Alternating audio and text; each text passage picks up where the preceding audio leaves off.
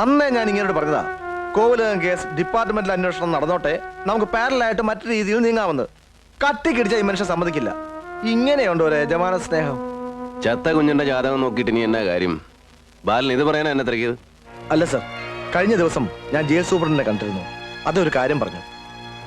ഒരുപക്ഷെ സാറ് കേട്ട് കാണും, പണ്ട് നടന്ന ആറാട്ടോളം കൊലക്കേസിനെ കുറിച്ച്. ഭർത്താവിനെ കൊന്ന് മധ്യവയസ്കയായ ഭാര്യയെ ബലാത്സംഗം ചെയ്തു കൊന്ന കേസ്.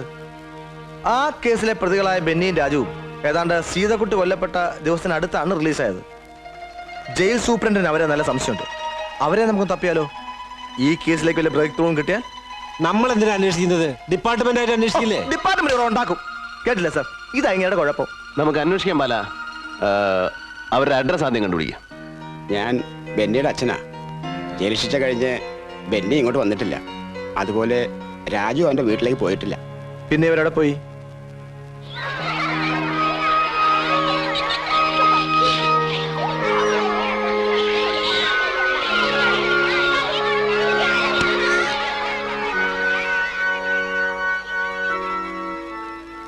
ഇത് ബെന്നി, അത് രാജു. ജയിലിൽ കുറേ കാലം ഞാൻ മാസിന് പോയിരുന്നു. അന്നാണ് ഇവരെ പരിചയപ്പെട്ടത്. ഈശ്വരകാരുണ്യം കൊണ്ട് ഇവർക്ക് മാനസാന്തരം ഉണ്ടായി. ശിക്ഷ കഴിഞ്ഞ് വന്നപ്പോൾ അവർ ആശ്രമ ജീവിതമാണ് ആഗ്രഹിച്ചത്. അതുകൊണ്ട് അവർ നേരെ ഇങ്ങോട്ട് പോന്നു. പാപത്തെ വെറുക്കാനേ എൻ്റെ നാഥൻ പറഞ്ഞിട്ടുള്ളൂ, പാപികളെ വെറുക്കാൻ ഒരിക്കലും പറഞ്ഞിട്ടില്ല. മിസ്റ്റർ കുരുവിളെ അന്വേഷിക്കുന്നത് ഇവരെയല്ലെന്ന് ഞാൻ വിശ്വസിക്കട്ടെ?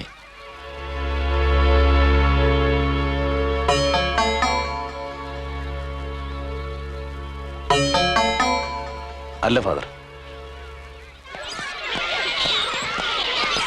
ഞങ്ങൾ ഇറങ്ങട്ടെ ലോനപ്പാ, ഞങ്ങളൊന്ന് ചുറ്റിച്ചേടാവേ. വേഗമാകട്ടെ. അന്നപ്പം പേടിക്കരുത് കേട്ടോ. എന്താ എൻ്റെ മക്കളെ കണ്ട് നിന്നുപോയത്?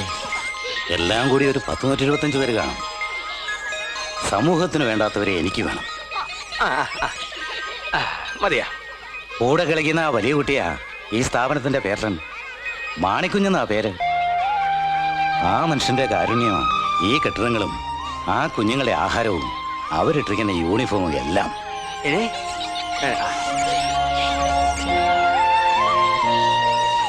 Okay father. ശരി, ഓട്ടേച്ചോ. കളിച്ചോ കളിച്ചോ.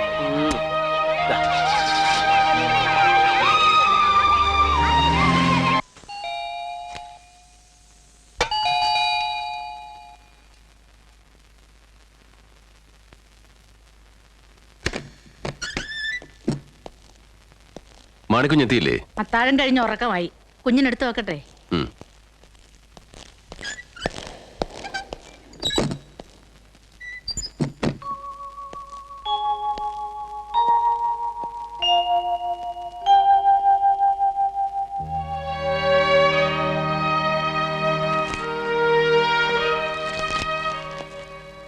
ഹോളി ക്രോസ് ബോയ്സ് ഹോമിലെ കുഞ്ഞുങ്ങളെ ഗ്രൂപ്പ് ഇൻഷുറൻസ് പോളിസി സ്കീമിൽ ചേർത്തു.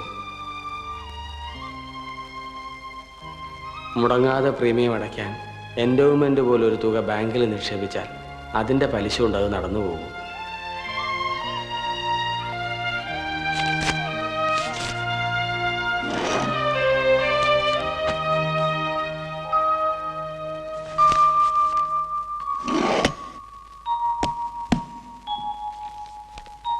വളരെ അവിചാരിതമായിട്ടാണ് ഹോളി ക്രോസ് ബോയ്സ് ഹോമിൻ്റെ രക്ഷാധികാരിയായ ഫാദർ മാത്യു നെടുമ്പറമ്പനെ കാണാനിടയായത്. പരമസാത്വികനായ വൈദികൻ. ആ സാമീപ്യം തന്നെ മനസ്സിന് വല്ലാതെ ആശ്വാസം തരുന്നു. അദ്ദേഹത്തെ വീണ്ടും വീണ്ടും കാണാൻ മോഹം തോന്നുന്നു.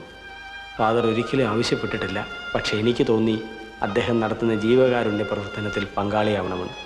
1,00,000 രൂപയുടെ ചെക്ക് ഞാൻ ഇന്ന് അദ്ദേഹത്തെ ഏൽപ്പിച്ചു.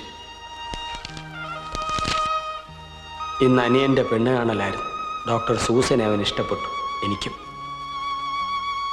അവൻ്റെ വിവാഹം കഴിഞ്ഞ് ഈ എസ്റ്റേറ്റും എൻ്റെ മറ്റു സ്വത്തുക്കളും അവനെ ഏൽപ്പിക്കണം.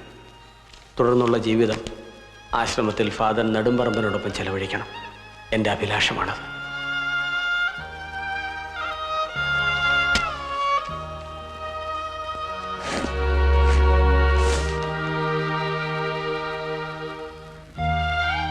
മാണിക്കുഞ്ഞിന് കഴിയുമോ എന്നെ വിട്ടു പിരിയാൻ?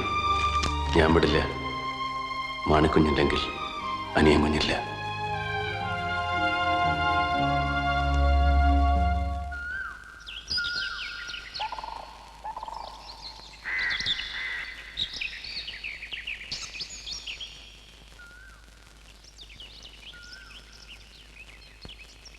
ഇന്നലെ മാണിക്കുഞ്ഞിന്റെ ഡയറിയിൽ ചില കുറിപ്പുകൾ ഞാൻ വെട്ടിയിരുന്നു. ശ്രദ്ധിച്ചോ? ശ്രദ്ധിച്ചു. അതിനടിയിൽ ചില കുറിപ്പുകൾ ഞാൻ എഴുതിയിരുന്നു. അത് ശ്രദ്ധിച്ചോ? അതും ശ്രദ്ധിച്ചു. എന്നിട്ട് എന്ത് തീരുമാനിച്ചു?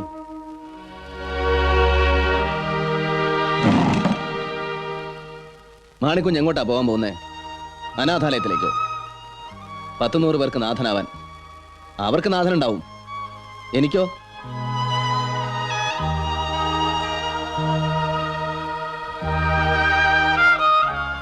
അപ്പച്ചനെ അമ്മച്ചെ ഞാൻ അറിയുന്നത് മാണിക്കുഞ്ഞിലൂടെയാ. എന്നെ ഇട്ടേച്ച് പോവും അല്ലേ?